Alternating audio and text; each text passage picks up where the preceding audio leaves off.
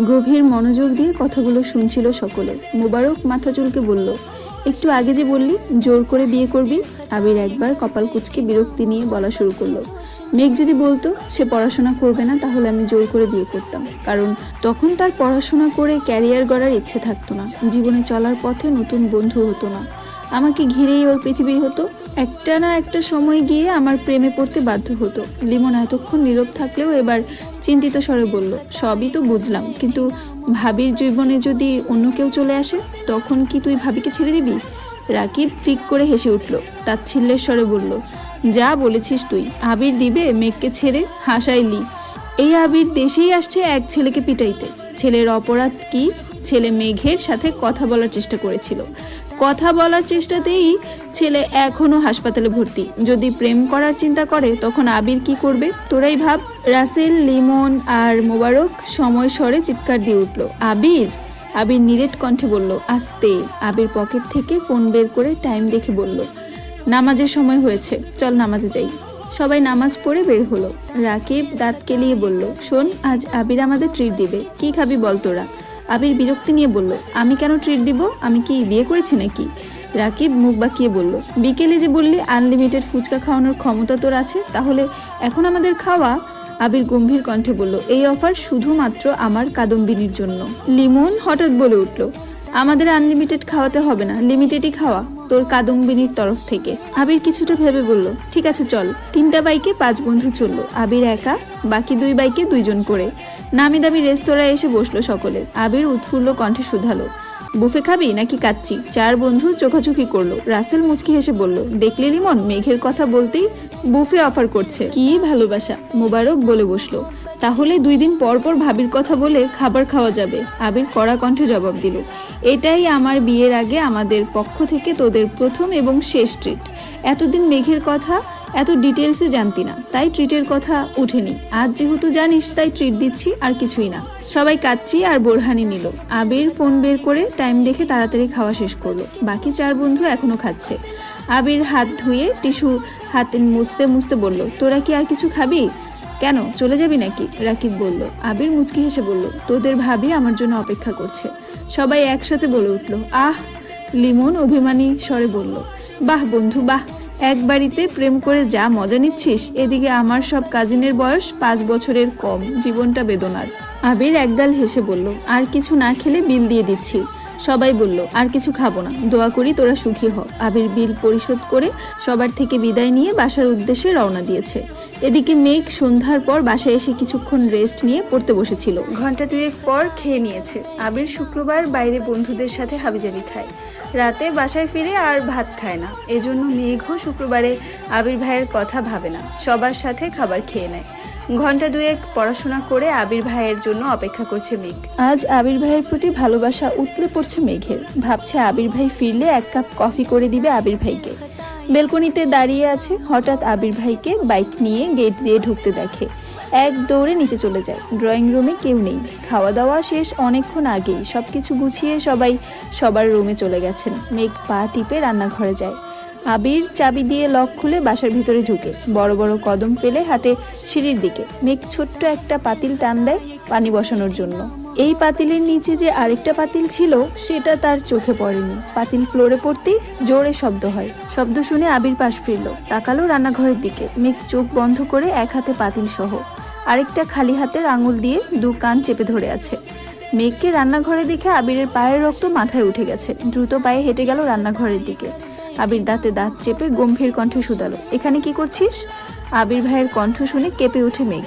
ভরকে যায় কিছুটা, মনে মনে ভাবছে, যদি বলি আবির ভাইয়ের জন্য কফি করতে আসছি তাহলে আমি শেষ। নরম স্বরে আস্তে করে মেঘ বলল, কফি খেতে ইচ্ছে হচ্ছিল। আবির শুকনো দৃষ্টিতে পরখ করলো অষ্টাদশীর আপাদমস্তক। গম্ভীর কণ্ঠে বলল, তুই ডাইনিংয়ে বস, আমি আনছি। মেঘ তটস্থ নজরে চাইল, দৃষ্টি তার নিরেট। কয়েক মুহূর্ত পর পাতিল রেখে ডাইনিং টেবিলের চেয়ার টেনে বসলো। এক দৃষ্টিতে তাকিয়ে আছে রান্নাঘরে। আবির বেসিন থেকে হাত ধুয়ে কিছুক্ষণের মধ্যেই 2 কাপ কফি নিয়ে ডাইনিংয়ে আসলো। 1 কাপ মেঘের দিকে এগিয়ে দিয়ে বসলো মেঘের বিপরীতে। মেঘ আস্তে আস্তে ফু দিয়ে 1 চুমুক খেলো। সঙ্গে সঙ্গে বিস্ময়কর চোখে তাকালো আবির ভাইয়ের দিকে। তারপর আরেক চুমুক দেয় কফিতে। আবির কফিতে 1 চুমুক দিয়ে মেঘের দিকে তাকিয়ে বলল, চিনি ঠিক আছে? মেঘ সহসা উপর নিচ মাথা নাড়ালো। আবির ভ্রু নাচিয়ে শুধালো, তাহলে এভাবে তাকিয়ে আছিস কেন? মেঘ বিস্ময় কণ্ঠে বলল, আপনি এত ভালো কফি বানাতে পারেন, কিভাবে শিখেছেন? আবির নিরুদ্বেগ কণ্ঠে উত্তর দিল, বাহিরে থাকলে এরকম অনেক কিছুই শিখতে হয়, পরিস্থিতি শিখিয়ে দেয়। মেঘ কি বুঝলো কে জানে, একগাল হেসে বলল, থ্যাংক ইউ আবির ভাই। হঠাৎ আবিরের অভিব্যক্তি বদলে গেল, ভ্রু কুচকে ধমকের স্বরে বলে উঠল, বাড়িতে এতগুলো মানুষ আছে, সাথে একজন হেল্পিং হ্যান্ড থাকার পরও তুই রান্নাঘরে ঢুকলি কোন সাহসে? আবির ভাইয়ের ধমকে চমকে উঠল মেঘ। অক্ষি পল্লব কাঁপছে, তিরতির ঘামতে শুরু করেছে, ফ্যাল করে তাকিয়ে আছে আবির ভাইয়ের দিকে। আবির দ্বিতীয়বার গম্ভীর কণ্ঠে বলল, দরকার হলে তোর জন্য আরো 2জন হেল্পিং হ্যান্ড রাখবো, তারপরও তোকে যেন আগামী 3 মাস রান্নাঘরে পা দিতে না দেখি। কথা শেষ হওয়া মাত্রই হাতে কফির কাপ নিয়ে নিজের রুমের দিকে চলে গেল। মেঘ মানব মূর্তির ন্যায় চেয়ারে বসে রইল। আবির গভীর রাতে মেঘের দরজায় ডাকছে, দরজা খোলাই ছিল, তারপরও উনি ঢুকছে না। কণ্ঠ উঁচু করে বললেন, আসবো? মেঘ একগাল হেসে তৎক্ষণাৎ উত্তর দিল, আমার রুমে আসতে আপনার অনুমতির প্রয়োজন নেই। আবির মেঘের মাথার কাছে বিছানায় বসে কোমল কণ্ঠে বলল, তুই এত কিউট কেন মেঘ? আবির ভাইয়ের আজগুবি কথা শুনে বিস্ময়কর চোখে তাকালো। বারান্দার জ্বালানো লাল রঙের লাইটের আলোতে আবির ভাইয়ের মুখমণ্ডল টকটকে লাল বর্ণের হয়ে আছে। আবির কেমন করে চেয়ে আছে মেঘের দিকে। আবির ঠোঁট কামড়ে বলল, তোর এই ডাগর ডাগর চোখের চাউনি আমায় বারবার আহত করে। অভিমানী সেই কণ্ঠস্বর আমাকে বারংবার তোর প্রেমে পড়তে বাধ্য করে। তোর অকৃত্রিম হাসি আমার সারাদিনের ক্লান্তি নির্বাণ করে। মেঘ হা করে তাকিয়ে আছে আবির ভাইয়ের দিকে, মুখ ফসকে বলে উঠল, আপনি আমায় ভালোবাসেন আবির ভাই?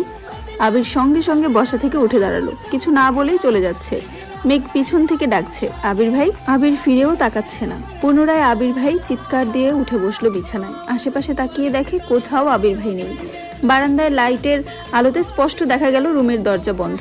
মেঘ বিস্ময় সময় তাকিয়ে রইল দরজার পাশে। ফ্যানের বাতাসে চুলগুলো উড়ে চোখে মুখে ঝাপটে পড়ছে। কয়েক মুহূর্ত লাগলো মেঘের বুঝতে যে এটা স্বপ্ন ছিল। মেঘ দীর্ঘশ্বাস ফেলল। দূর দূরান্ত থেকে আজানের শব্দ ভেসে আসছে। মেঘ মোবাইলটা হাতে নিয়ে টাইম দেখলো, ফজরের ওয়াক্ত হয়ে গেছে। মেঘ ফোন থেকে আবির ভাইয়ের নামে সেভ করা ফাইলটা বের করে আবির ভাইয়ের ছবিগুলো দেখতে লাগলো। কিন্তু মেঘের মস্তিষ্ক জুড়ে মাত্র দেখা স্বপ্নটাই ঘুরছে। মেঘ বিড়বিড় করে বলল, স্বপ্নেও ভালোবাসি বললেন না? হিটলার তো হিটলারই। নামাজ পড়তে বসেছে। ভোরবেলা থেকেই গুড়ি গুড়ি বৃষ্টি হচ্ছে, ঠান্ডা ঠান্ডা আবহাওয়া। পড়ার থেকেও মাথায় দুষ্টুমি ঘুরছে বেশি। তারপরও জোর করে 1-2 ঘন্টা পরে খাবার টেবিলে আসলো প্রতিদিনের মতো। আবির একেবারে পরিপাটি হয়ে নামছে সিঁড়ি দিয়ে। তা দেখতে মেঘ ঘাড় ঘুরিয়ে তাকিয়ে মুচকি হাসলো। মনে পড়ে গেল ভোরবেলার স্বপ্নের কথা। ফিটফাট আবির ভাইকে দেখে নিল আপাদমস্তক। একটা কালো শার্ট, হাত তার কোনোই পর্যন্ত উঠানো, হাতে একটা ব্লেজার, প্যান্টটাও একই রঙের, চোখে কালো সানগ্লাস। ঘড়ি পড়তে নিচে নামছেন। দ্রুত পায়ে এগিয়ে আসলো ডাইনিং এর দিকে। মেঘ তখনও অভিভূতের ন্যায় চেয়ে আছে আবির ভাইয়ের দিকে আর গুনগুন করে গান গাইছে, কালো সানগ্লাসটায় কেন এত সুখ, হে যুবক দৃষ্টিতে যেন সে রাসপুতিন, খুন হয়ে যাই আমি প্রতিদিন, নামধাম জানি সাথে সব কিছু, তবুও নিলাম আমি তার পিছু। আবির কাছাকাছি এসে সানগ্লাস খুলে কপাল গুটালো, কিন্তু মেঘের হুঁশ নেই।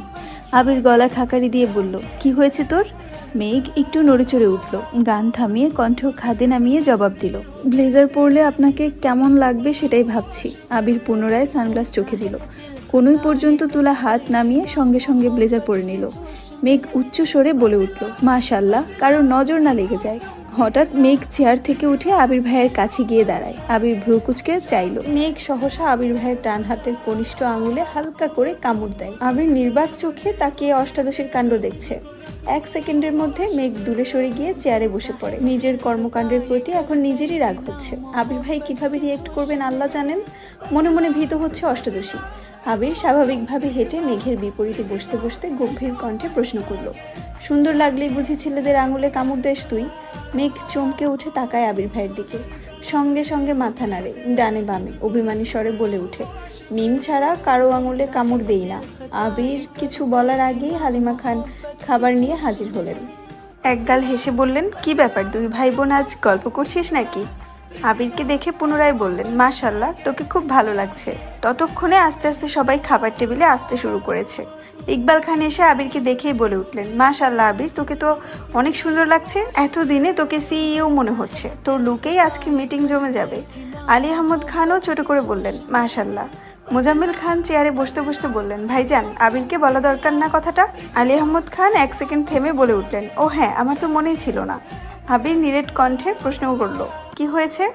আলী আহমদ খান সহসা বলে উঠলেন, তোকে একটু রাজশাহী যেতে হবে 4-5 দিনের জন্য। আবির 2 আঙুল দিয়ে কপালে আলতো করে ছুঁয়েছে, সাথে এক পলক মেঘকেও দেখে নিয়েছে।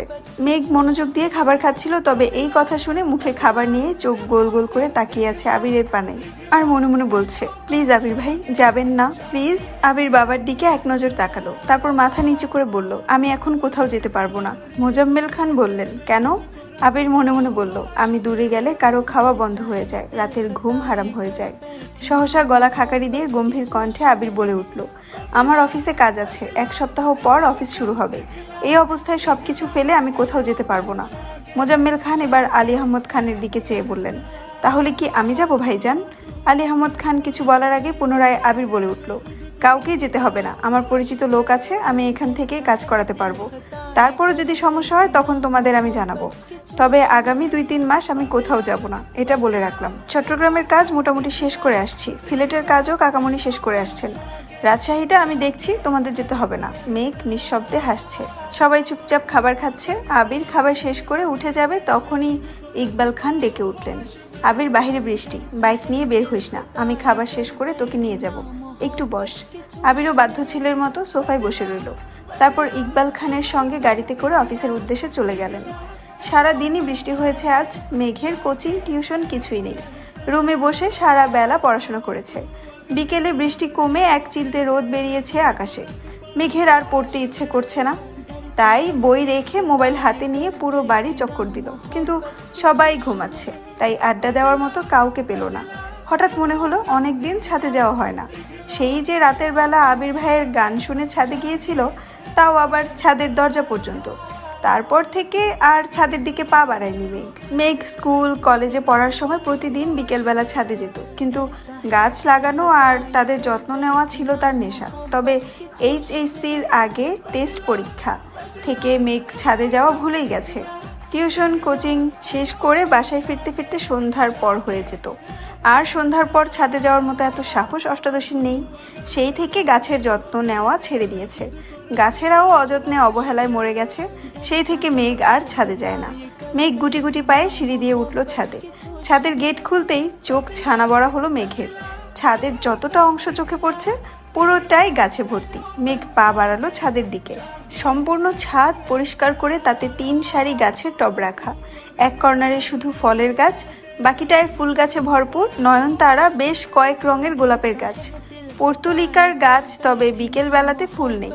কাঠগোলাপের গাছ, জিনিয়া, অপরাজিতা, রঙ্গন থেকে শুরু করে কত কত ফুলের গাছ, যার অধিকাংশ গাছের বা ফুলের নামই জানে না মেঘ। মেঘ নিজেকে নিজে প্রশ্ন করেছে, এত গাছ কে আনলো? তানভীর ভাইয়া তো জীবনেও ছাদে আসে না, তাহলে কি আবির ভাই?